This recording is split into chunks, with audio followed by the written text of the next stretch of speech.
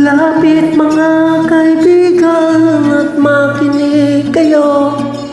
Ako'y may dala-dalang balita galing sa bayan ko.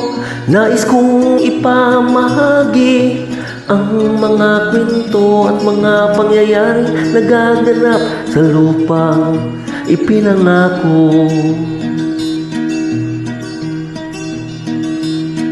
Ang lupang hinanggalingan ko'y may bahid ng lugo.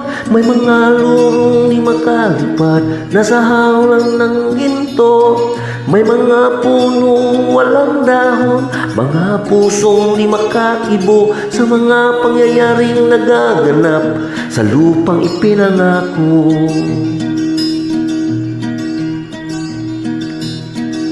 Mula nang makita ko ang lupang ito, nakita ko rin ang munting apoy sa puso ng tao.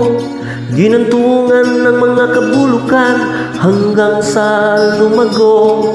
Ngayon ang puso'y may takot sa lupang pinangako. Lapit mga kaibigan at makinig kayo. Ako'y may dala-dalang balita galing sa bayan ko. Nais kong ipamahagi ang mga kwento at mga pangyayaring nagaganap sa lupang ipinangako. Dati-dati ang mga bukid ay kulay ginto. Dati-dati ang mga ibon sinlayan ng tao.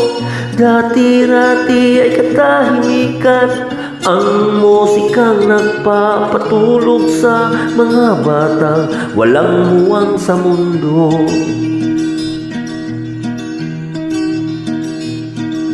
Ngayon ang lupang ipinangako ay nagsusumamo.